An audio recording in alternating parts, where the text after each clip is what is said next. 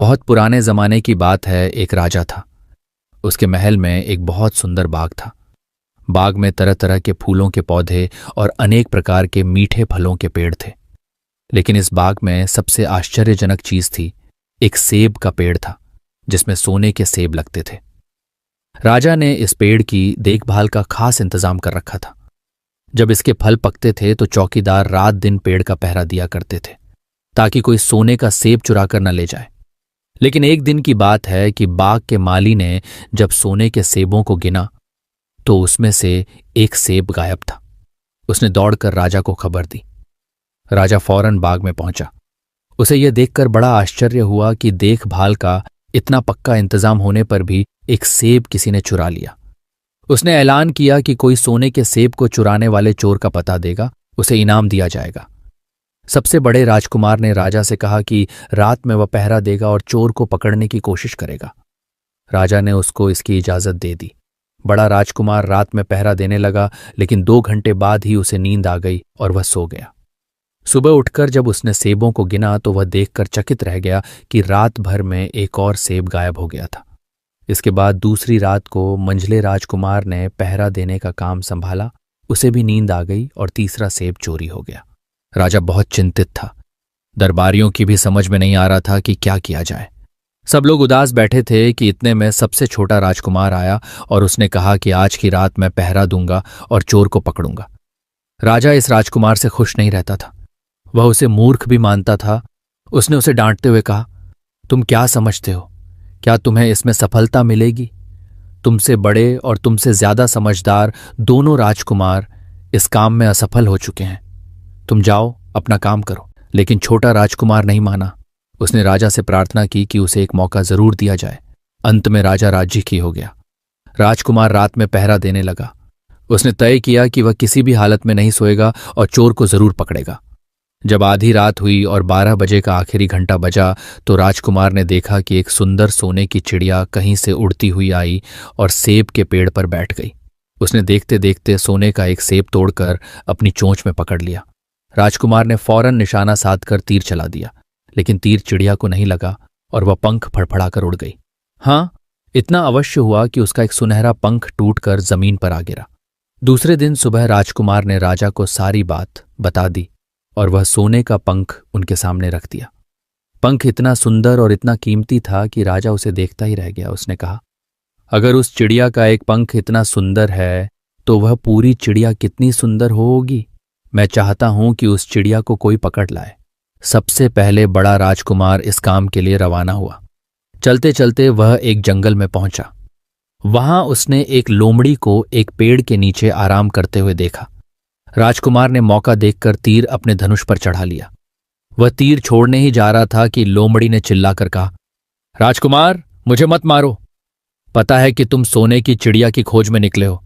तुम मेरी राय मानो तो तुम्हारा काम जल्दी ही पूरा हो जाएगा। तुम इसी रास्ते से सीधे चले जाओ। शाम होने पर तुम एक गांव में पहुंचोगे। वहां तुम्हें आमने सामने 2 धर्मशाला मिलेंगी। एक धर्मशाला खूब सजी सजाई और सुंदर सी होगी, लेकिन तुम उसमें मत ठहरना। तुम उसके सामने वाली दूसरी धर्मशाला में ठहरना, जो बहुत मामूली और देखने में भी भद्दी सी होगी। ऐसा करने पर तुम्हारा काम आसानी से पूरा हो जाएगा। लोमड़ी का बात सुनकर राजकुमार को हंसी आ गई। उसने डांट कर कहा, भाग जा यहां से, मुझे तुम्हारी सलाह की जरूरत नहीं है। यह कहकर उसने तीर छोड़ दिया, लेकिन लोमड़ी बहुत चालाक थी। वह बचकर निकल भागी। राजकुमार आगे चलता गया। शाम को जब वह एक गांव में पहुंचा तो उसने देखा कि वहां सड़क के किनारे सचमुच 2 धर्मशाला थीं। उनमें से एक धर्मशाला खूब सजी सजाई थी और उसके अंदर से लोगों के नाचने गाने की आवाजें आ रही थीं। दूसरी धर्मशाला भद्दी सी थी और वहां अंधेरा घिरा हुआ था। राजकुमार सजी सजाई धर्मशाला में ठहर गया। थोड़ी देर में वह भूल गया कि वह असल में सोने की चिड़िया की खोज में निकला था। उधर जब काफी समय बीत गया और बड़ा राजकुमार नहीं लौटा तो मंझला राजकुमार सोने की चिड़िया की खोज में चल पड़ा। वह भी उसी तरह चलते चलते जंगल में पहुंचा तो वही लोमड़ी उसे भी मिली। इस राजकुमार ने भी लोमड़ी की बात पर कोई ध्यान नहीं दिया। जब वह शाम को उस गांव में पहुंचा तो बड़े राजकुमार की तरह सजी सजाई धर्मशाला में ठहरा। वहां के नाच रंग में मस्त होकर वह भी अपना काम भूल गया। यहां तक कि उसे घर लौटने की भी ध्यान न रही। अंत में सबसे छोटे राजकुमार ने राजा से कहा कि मैं सोने की चिड़िया की खोज में जाऊंगा। राजा को विश्वास था कि जब उससे बड़े दोनों राजकुमार इस काम में सफल नहीं हुए तो इसे और भी सफलता नहीं मिलेगी। लेकिन उसके जिद करने पर राजा ने उसे इजाजत दे दी। छोटा राजकुमार तैयार होकर सोने की चिड़िया की खोज में निकला। जंगल में उसे भी लोमड़ी मिली। राजकुमार ने लोमड़ी की बात को ध्यान से सुना और लोमड़ी से कहा, ठीक है, तुम जैसे कह रही हो मैं वैसा ही करूंगा। अब तुम जाओ, मैं तुम्हें नहीं मारूंगा। इस पर लोमड़ी खुश होकर बोली, तुम सबसे अच्छे लड़के मालूम होते हो। तुमने मेरी बात बात का मजाक नहीं उड़ाया और मुझ पर तीर नहीं चलाया। मैं तुमसे खुश हूं और तुम्हारी मदद करूंगी। आओ, तुम मेरी पूंछ पर बैठ जाओ, मैं तुम्हें उस धर्मशाला तक पहुंचा देती हूं। देखते देखते लोमड़ी की पूंछ काफी बड़ी हो गई और राजकुमार उस पर बैठ गया। उसके बैठते ही लोमड़ी हवा में उड़ने लगी और थोड़ी ही देर में मैदानों और पहाड़ों को पार करके उसी गांव में जा पहुंची। राजकुमार ने उसकी सलाह को मानकर छोटी और पुरानी धर्मशाला में ही डेरा डाल दिया। वह दूसरी सजी सजाई धर्मशाला से दूर ही रहा। दूसरे दिन सुबह उठकर जब वह आगे बढ़ा तो कुछ दूर चलने पर उसे वह लोमड़ी फिर से रास्ते में मिल गई। लोमड़ी ने उससे कहा, अब मैं तुम्हें बताती हूं कि आगे तुम्हें क्या करना चाहिए। तुम सीधे चलो। आगे चलने पर तुम्हें एक बहुत बड़ा किला मिलेगा जिस पर सिपाही लोग पहरा दे रहे होंगे। तुम सिपाहियों से डरना मत और सीधे अंदर चले जाना, क्योंकि वे इस समय सो रहे होंगे। तुम बेधड़क होकर किले में घुसते चले जाना और उनके कमरों को पार करते हुए उस जगह पहुंच जाना जहां लकड़ी के एक मामूली से पिंजरे में सोने की चिड़िया बंद है। तुम चिड़िया को पिंजरे सहित उठाकर किले से बाहर ले आना। चिड़िया के पिंजरे के पास ही एक बहुत सुंदर सा सोने का पिंजरा भी रखा होगा। तुम भूलकर भी चिड़िया को उस पिंजरे में मत रखना, मगर तुम उसे लकड़ी के पिंजरे में से निकालकर सोने के पिंजरे में रखने की कोशिश करोगे तो बाद में पछताओगे। यह कहकर लोमड़ी ने राजकुमार को फिर से अपनी पूंछ पर बिठाया और थोड़ी ही देर में उसको किले के पास पहुंचा दिया। राजकुमार ने किले का पास जाकर देखा कि सचमुच उसके पहरेदार सो रहे थे। वह बिना डरे सीधा महल में घुस गया और थोड़ी ही देर बाद वह उस कमरे में जा पहुंचा जहां सोने की चिड़िया एक पिंजरे में बैठी हुई थी। पिंजरे के पास ही सोने के 3 सेब पड़े हुए थे। इन सेबों को देखकर राजकुमार ने फौरन पहचान लिया कि ये सेब उसके पिता के बाग के ही थे। सोने की चिड़िया इतनी सुंदर थी कि राजकुमार उसको देखता ही रह गया। वह उसको उठाकर लाने ही वाला था कि उसकी नजर पास ही पड़े एक सुंदर से पिंजड़े पर पड़ी। वह पिंजड़ा बहुत सुंदर था और उसमें तरह तरह के कीमती पत्थर जड़े हुए थे। सोने की चिड़िया के लिए वही पिंजरा ठीक मालूम पड़ता था। राजकुमार लोमड़ी की बात को भूल गया और उसने सोने की चिड़िया को लकड़ी के पिंजरे से निकालकर सोने के पिंजरे में बंद कर दिया। लेकिन नए पिंजरे में आते ही चिड़िया ने खूब जोर जोर से शोर मचाना शुरू कर दिया। राजकुमार पिंजरे को उठाकर कमरे से बाहर भी नहीं निकल पाया था कि बहुत से सिपाही कमरे में घुस आए और उन्होंने राजकुमार को पकड़ लिया। अब राजकुमार को अपनी भूल का पता चला। उसे याद आया कि लोमड़ी ने उससे क्या कहा था, लेकिन अब क्या हो सकता था। सिपाही उसे खींचते हुए राजा के दरबार में ले गए।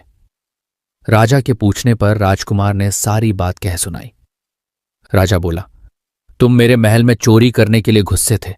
मैं तुमको माफ नहीं कर सकता। तुम्हें फांसी की सजा दी जाएगी, लेकिन मैं तुम्हें एक मौका देता हूं। अगर तुम मेरे लिए सोने का घोड़ा ला दो तो मैं न सिर्फ तुम्हें छोड़ दूंगा बल्कि सोने की चिड़िया भी तुमको दे दूंगा। राजकुमार को अपनी जान बचाने के लिए राजा की शर्त माननी पड़ी। अब वह सोने के घोड़े की तलाश में निकला। किले के बाहर जाने पर उसने देखा कि लोमड़ी का उसका इंतजार कर रही है। उसने लोमड़ी को सारी बातें बताईं। लोमड़ी ने निराश होते हुए कहा, मैं अब तुम्हारी कोई मदद नहीं करूंगी। तुमने मेरे कहने के अनुसार नहीं किया। मैंने जिस तरह से कहा था, अगर तुम उस तरह से काम करते तो इस मुसीबत में नहीं फंसते और सोने की चिड़िया तुम्हें मिल जाती। राजकुमार बोला, इस बार मुझे माफ कर दो, मुझसे गलती हो गई। मेरा काम तुम्हारी सहायता के बिना नहीं चलेगा। मुझे राजा ने सोने का घोड़ा लाने के लिए कहा है, वरना वह मुझे फांसी पर चढ़ा देगा। लोमड़ी ने कहा, खैर, मैं तुम्हें माफ करती हूं। अब तुम ऐसा करो कि मेरी पूंछ पर बैठकर सीधे चले चलो। कुछ दूर जाने पर तुम्हें एक दूसरा किला मिलेगा। उसी किले की घुड़साल में तुम्हें सोने का घोड़ा बंधा हुआ मिलेगा। महल के नौकर चाकर सब सो रहे होंगे। तुम चुपचाप जाना और घोड़े को खोल लेना। लेकिन एक बात याद रखना, वहां घोड़े के पास ही घोड़े पर कसने के लिए 2 जीनें रखी होंगी। उसमें से एक तो पुरानी चमड़े की जीन होगी और दूसरी सोने की जीन होगी। तुम सोने की जीन को छूना भी मत और उस घोड़े पर पुरानी चमड़े की जीन को कसकर सवार हो जाना और उसे दौड़ते हुए किले से बाहर चले आना। राजकुमार ने वादा किया कि वह ठीक ठीक वैसा ही करेगा। लोमड़ी ने उसको अपनी पूंछ पर बैठाया और कुछ ही देर में वह उसे ले किले के पास जा पहुंची। किले के पास पहुंचते ही लोमड़ी ने उसे नीचे उतारा और फिर वहां से चली गई। राजकुमार सीधा फाटक से किले में घुस गया। अंदर जाकर उसने देखा कि वहां के सभी नौकर चाकर सोए हुए थे। थोड़ी ही देर में वह किले की घुड़साल में जा पहुंचा। वहां एक बहुत सुंदर सुनहरा घोड़ा बंधा हुआ था। राजकुमार ने पास जाकर देखा कि वह घोड़ा सचमुच सोने का था। ऐसा सुंदर घोड़ा उसने सपने में भी नहीं देखा था। उसने आगे बढ़कर घोड़े को खोल लिया। जब वह बाहर निकलने लगा तो उसकी नजर एक कोने में पड़ी हुई सोने की जीन पर गई। ये जीन बहुत सुंदर थी और इसमें हीरे मोती जड़े हुए थे। उसके पास ही एक फटी पुरानी चमड़े की जीन पड़ी हुई थी। इतने सुंदर घोड़े पर पुराने चमड़े की जीन कसना राजकुमार को अच्छा नहीं लगा। उसने सोने की जीन उठा ली और घोड़े पर कसना शुरू किया। इतने में घोड़ा जोर से हिनहिना उठा। किले के नौकर चाकर जाग गए। थोड़ी ही देर में राजकुमार पकड़ लिया गया। राजकुमार को सिपाहियों ने हाथ बांधकर अपने राजा के सामने पेश किया। राजा ने सारी बातें सुनकर कहा, तुमने मेरे घोड़े को चुराने की कोशिश की है, इसलिए तुम्हें फांसी की सजा दी जाएगी। लेकिन अगर तुम मेरा एक काम कर दो तो मैं तुम्हें छोड़ सकता हूं। यहां से कुछ ही दूर एक सोने का महल है और उसमें बहुत सुंदर राजकुमारी रहती है। अगर तुम अपनी जान बचाना चाहते हो तो उस राजकुमारी को मेरे पास ले आओ। तुम्हें इनाम में यह सोने का घोड़ा दे दूंगा। बेचारा राजकुमार, वह फिर से एक नई मुसीबत में फंस गया। उसे मजबूर होकर राजा की शर्त माननी पड़ी। अब वह सोने के महल की खोज में निकला। कुछ दूर चलने पर फिर उसे वह लोमड़ी मिली। पता नहीं कैसे लोमड़ी को सारी बातें मालूम हो गई थीं। वह बोली, देखो, तुमने इस बार भी मेरी बात नहीं मानी। मेरी बात मान जाते तो यह नई मुसीबत तुम्हारे गले नहीं पड़ती। खैर, मुझे तुम पर दया आ रही है, मैं तुम्हारी मदद करूंगी। चलो, मैं तुमको सोने के महल के पास पहुंचाए देती हूं। तुम महल के बाहर ही कहीं पीछे छिपे रहना। जब उसमें से शाम को राजकुमारी तालाब में नहाने के लिए बाहर आए तो तुम आगे बढ़कर उसका हाथ पकड़ लेना। जैसे ही तुम उसको छुओगे, राजकुमारी तुम्हारे साथ आने के लिए राजी हो जाएगी। लेकिन एक बात याद रखना, तुम उसको वहां से अपने साथ ले आना। उसे वापस महल में मत जाने देना। वह तुमसे कहेगी कि मैं अभी अपने माता पिता से मिलकर आती हूं, लेकिन तुम उसकी बातों में मत आना, वरना फिर मुसीबत में फंस जाओगे। यह कहकर लोमड़ी ने फिर से अपनी पूंछ फैला दी और राजकुमार उस पर बैठ गया। देखते देखते लोमड़ी हवा में उड़ती हुई कुछ देर बाद सोने के महल के पास जा पहुंची। महल के पास पहुंचते ही राजकुमार एक पेड़ के नीचे छिपकर बैठ गया। शाम को जब राजकुमारी नहाने के लिए किले से बाहर आई तो राजकुमार ने हिम्मत करके आगे बढ़कर उसका हाथ पकड़ लिया। उसके छूते ही राजकुमारी उसके साथ चलने के लिए तैयार हो गई। वह बोली, राजकुमार, तुम मुझे जहां भी ले जाना चाहोगे मैं तुम्हारे साथ चलूंगी, लेकिन मुझे थोड़ी देर के लिए अपने माता पिता से मिल आने दो। राजकुमार ने कहा, नहीं, यह नहीं होगा, तुम्हें तुरंत मेरे साथ चलना पड़ेगा। लेकिन राजकुमारी रोने लगी। इतनी सुंदर राजकुमारी को रोते देखकर राजकुमार का मन पिघल गया। अंत में वह राजी हो गया और बोला, जाओ, थोड़ी देर के लिए माता पिता से मिल आओ, लेकिन फिर तुरंत बाहर चली आना। लेकिन राजकुमारी ने जैसे ही किले में पैर रखा, किले के पहरेदार जाग गए और उन्होंने राजकुमार को पकड़ लिया। राजकुमार बहुत पछताया, लेकिन अब क्या हो सकता था। सिपाहियों ने उसे अपने राजा के सामने पेश किया। राजा बहुत निराश था। उसने उसी वक्त हुक्म दिया, इस राजकुमार को फौरन फांसी पर चढ़ा दिया जाए। यह सुनकर राजकुमार रोने गिड़गिड़ाने लगा। इस पर राजा ने थोड़ी देर विचार करने के बाद कहा, मैं अपनी आज्ञा वापस नहीं ले सकता, लेकिन अगर तुम मेरा एक काम कर दो तो तुम्हारी जान बच सकती है। हमारे किले के ठीक सामने ये जो बड़ा पहाड़ है, इसके कारण हमारे किले की सुंदरता नष्ट होती है। अगर तुम 8 दिन में इस पहाड़ को खोदकर साफ कर दो तो हम तुम्हें क्षमा कर देंगे और राजकुमारी का विवाह तुम्हारे साथ कर देंगे। राजकुमार किले के बाहर आकर पहाड़ को देखने लगा। उसके हाथ में एक छोटी सी कुदाली थी। उसकी समझ में नहीं आ रहा था कि इतना बड़ा पहाड़ 8 दिन में वह कैसे खोद सकेगा। फिर भी उसे अपनी जान तो बचानी ही थी, इसलिए वह पहाड़ खोदने लगा। धीरे धीरे 7 दिन बीत गए।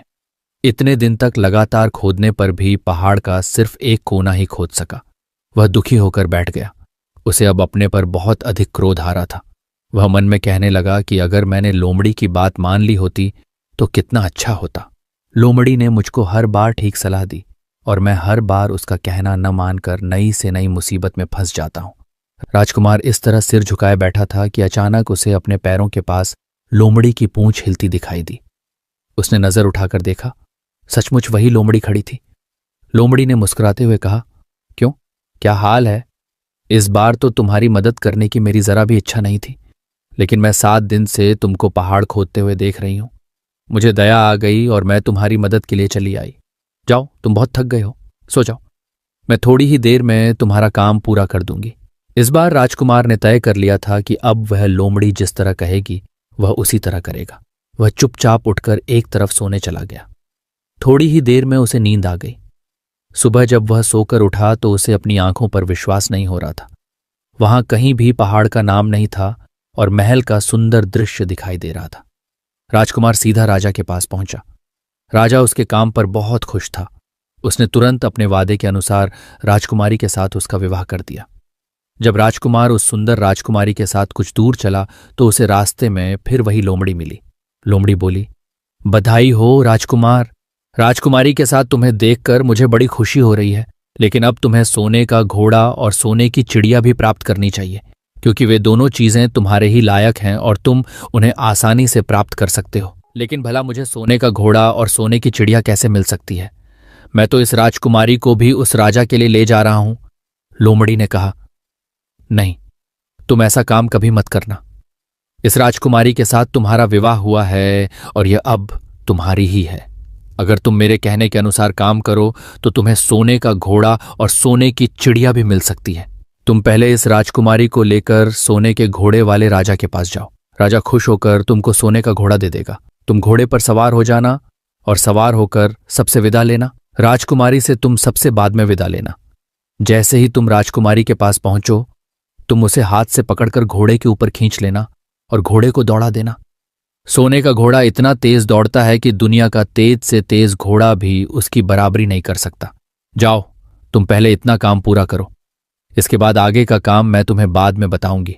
मैं तुम्हें वहां रास्ते में मिलूंगी। राजकुमार ने ठीक वैसा ही किया जैसा लोमड़ी ने उससे कहा था।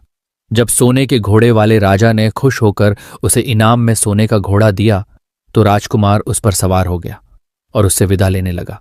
अंत में वह राजकुमारी को उठाकर घोड़ा को तेजी से दौड़ाता हुआ किले से बहुत दूर निकल आया। रास्ते में एक पेड़ के नीचे लोमड़ी उसका इंतजार कर रही थी। उसे देखकर लोमड़ी बोली, शाबाश, अब तुम सोने की चिड़िया भी प्राप्त कर लो।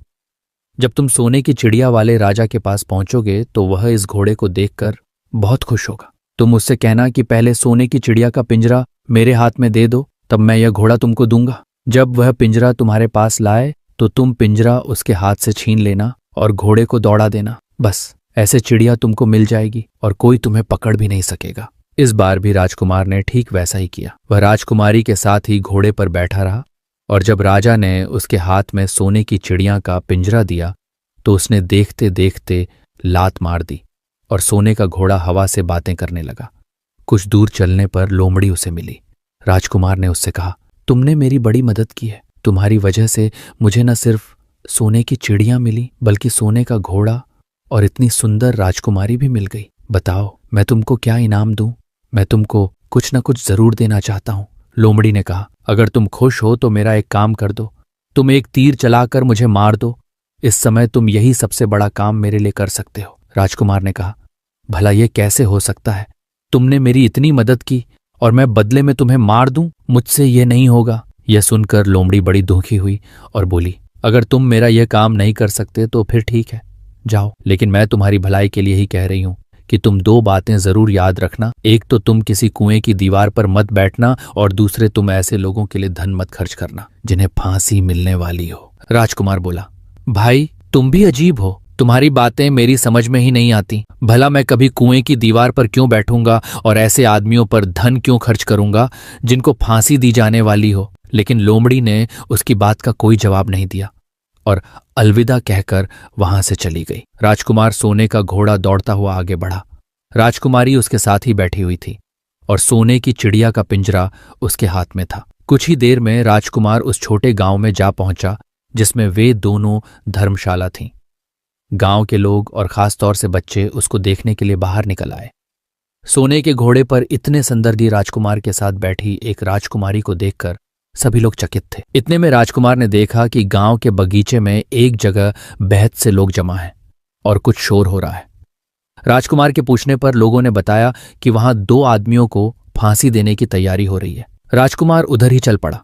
वहां पहुंचने पर उसने पहचान लिया कि जिन आदमियों को फांसी दी जाने वाली थी वे और कोई नहीं बल्कि उसके ही भाई थे। वे लोग तब से उसी सजी सजाई धर्मशाला में रह रहे थे और तरह तरह के बुरे काम करते थे। वे जुआ भी खेलते थे और जुए में बहुत सा धन हार चुके थे। उन्होंने लोगों से बहुत सा रुपया भी उधार लिया था। इन्हीं सब बातों से चिढ़कर अब गांव वाले उन्हें फांसी पर चढ़ाने जा रहे थे। राजकुमार भला यह कैसे होने देता। उसने लोगों से कहा कि मुझसे रुपया ले लो और इन लोगों को छोड़ दो। उसके बहुत कहने सुनने पर लोग राजी हो गए और उन्होंने उन दोनों आदमियों को रिहा कर दिया। राजकुमार अपने भाइयों को छुड़ाकर आगे चला। कुछ दूर चलने पर जंगल में उन्हें एक कुआं दिखाई दिया। इस पर राजकुमार के कुछ देर कुएं के पास आराम करते हैं, वहां ठंडा पानी पीने के बाद हम लोग आगे चलेंगे। राजकुमार राजी हो गया। अब तक वह यह भी भूल चुका था कि लोमड़ी ने विदा होते समय उससे क्या कहा था। वह घोड़े से उतरकर कुएं की दीवार पर बैठ गया और आराम करने लगा। उसके दोनों भाइयों ने मौका देखकर उसे कुएं में धकेल दिया। इसके बाद उन्होंने घोड़े पर राजकुमारी को डाला और सोने की चिड़िया का पिंजरा उठाया और वहां से चलते बने। कुछ ही देर में वे लोग अपने राज्य में लौट आए। घर लौटकर उन्होंने राजा से कहा, हम लोग सोने की चिड़िया को पकड़ लाए हैं। इसी चिड़िया ने हमारे बाग में से सोने के सेब चुराए थे। इसके साथ ही हम एक ये सोने का घोड़ा और राजकुमारी भी लाए हैं। राजा बहुत खुश हुआ। सारे राज्य के लोग खुशियां मनाने लगे, लेकिन राजकुमारी खुश नहीं थी। वह बराबर रोती रहती थी। उसने खाना पीना छोड़ दिया। यही नहीं, घोड़े ने भी दाना पानी बंद कर दिया और सोने की चिड़िया भी उदास रहने लगी। राजा ने बहुत कोशिश की, लेकिन न तो वह राजकुमारी खुश है और न सोने के घोड़ा और सोने की चिड़िया ने दाना खाना शुरू किया। उधर छोटा राजकुमार कुएं में गिर गया था, लेकिन वह मरा नहीं। कुआं बहुत गहरा था, लेकिन उसमें पानी बहुत थोड़ा था। वह कुएं में बैठा बैठा अपने भाग्य को कोसता रहा। अब उसे फिर उसी लोमड़ी की याद आई और वह पछताने लगा कि अगर मैंने उसका कहना मान लिया होता तो मैं मुसीबत में न फंसता। राजकुमार ने जैसे ही लोमड़ी को याद किया, लोमड़ी न मालूम कैसे कुएं के मुंह पर आ पहुंची और बोली, देखो राजकुमार, मैंने पहले ही तुम्हें समझाया था कि किसी कुएं की दीवार पर मत बैठना और ऐसे आदमियों की मदद मत करना जिन्हें फांसी दी जाने वाली हो, लेकिन तुम नहीं माने। खैर चलो, अब आखिरी बार मैं फिर तुम्हारी मदद कर देती हूं। लो, मेरी पूंछ पकड़कर कुएं से बाहर निकल जाओ। यह कहकर लोमड़ी ने अपनी पूंछ कुएं में लटका दी। देखते देखते पूंछ इतनी लंबी हो गई कि कुएं के पेंदे में पड़े राजकुमार के पास तक जा पहुंची। राजकुमार उसे पकड़कर कुएं से बाहर निकल आया। लोमड़ी ने उससे कहा, जाओ, अब तुम अपने घर जाओ, लेकिन जरा होशियार रहना। तुम्हारे भाई तुम्हारी जान के दुश्मन हैं। वे लोग जरूर तुमको ढूंढ रहे होंगे। राजकुमार घर की ओर चल पड़ा। अपने राज में पहुंचने पर उसे एक भिखारी मिला। भिखारी को उसने अपने सुंदर कपड़े दान में दे दिए और उनके भद्दे पुराने कपड़े पहन लिए। इस तरह भेष बदलकर वह अपने किले में पहुंचा। वहां उसके पहुंचने पर एक बड़ी आश्चर्यजनक बात आई। सोने का घोड़ा खुशी से हिनहिनाने लगा और दाना खाने लगा। सोने की चिड़िया भी अपने पिंजरे में खुशी से फुदकने लगी और गाना गाने लगी। राजकुमारी ने अपने आंसू पोंछ डाले और वह भी खुश दिखाई देने लगी। लेकिन राजा की समझ में कुछ नहीं आया। उसने राजकुमारी से इसका कारण पूछा तो वह बोली, मैंने तो पहले ही आपको सारी कहानी बता दी थी। आपके बड़े और मंझले राजकुमार ने छोटे राजकुमार के साथ धोखा किया है। इन्होंने आपको भी धोखा दिया है, लेकिन अब आपका छोटा राजकुमार यहां पर आ पहुंचा है, इसीलिए मुझे बेहद खुशी हो रही है। उसी के साथ मेरी शादी हुई है और मैं उसके साथ ही सुखी रह सकती हूं। फिर उसने मैले कुचैले कपड़े पहने एक आदमी की ओर इशारा करते हुए कहा, वह रहा आपका छोटा राजकुमार। राजा ने भी अपने छोटे लड़के को पहचान लिया। अब राजा ने अपने छोटे बेटे के बारे में अपने विचार बदल दिए। अब वह उसको बहुत समझदार और बहादुर मानने लगा और उससे बहुत अधिक प्यार करने लगा। उसने उसको राजगद्दी पर बिठाने का निश्चय किया। बड़े और मंझले राजकुमार ने अपने छोटे भाई को ही धोखा नहीं दिया था, बल्कि राजा को भी धोखा दिया था। इससे राजा उनसे बहुत नाराज था। उसने उन दोनों को अपने राज्य से निकलवा दिया। इसके बाद बड़ी धूमधाम के साथ राजकुमारी के साथ राजकुमार का विवाह हुआ और दोनों खुशी से रहने लगे। लेकिन राजकुमार उस लोमड़ी को नहीं भूला था जिसने उसकी सहायता की थी। एक दिन समय निकालकर वह जंगल में उस लोमड़ी की खोज में निकला। बहुत ढूंढने के बाद एक पेड़ के खोखले भाग में उसने उस लोमड़ी को चुपचाप बैठे हुए देखा। लोमड़ी बहुत उदास थी और पहले से बहुत ज्यादा दुबली भी हो गई थी। राजकुमार को देखते ही लोमड़ी ने उसे पहचान लिया और कहा, आह, कहो राजकुमार, आज इधर कैसे आना हुआ? राजकुमार ने कहा, मैं आज तुम्हें ही ढूंढने के लिए आया हूं।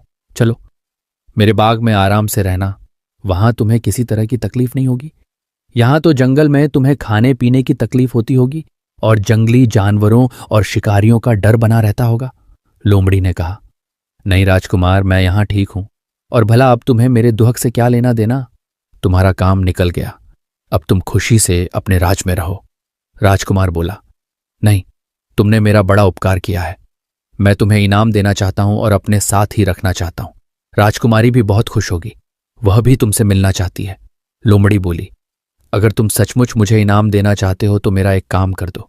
मैंने तुमसे पहले भी कहा था कि तुम तीर चलाकर मुझे मार दो, इसी से मेरा लाभ होगा। असल में एक जादूगर ने मुझ पर जादू कर रखा है। मैं लोमड़ी नहीं हूं, मुझे उसके जादू के प्रभाव से लोमड़ी के रूप में रहना पड़ रहा है। मैं तो उसी देश का राजकुमार हूं जहां की राजकुमारी से तुम्हारा विवाह हुआ है। असल में वह राजकुमारी मेरी छोटी बहन है। अगर तुम तीर चलाकर मुझे मार दोगे तो इस जादू से मुझे मुक्ति मिल जाएगी और मैं फिर अपने देश लौट सकूंगा। राजकुमार को यह सुनकर बड़ा आश्चर्य हुआ।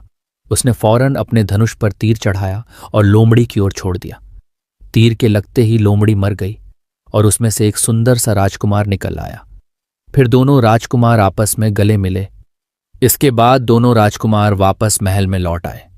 वहां राजकुमारी अपने भाई से मिलकर बहुत खुश हुई।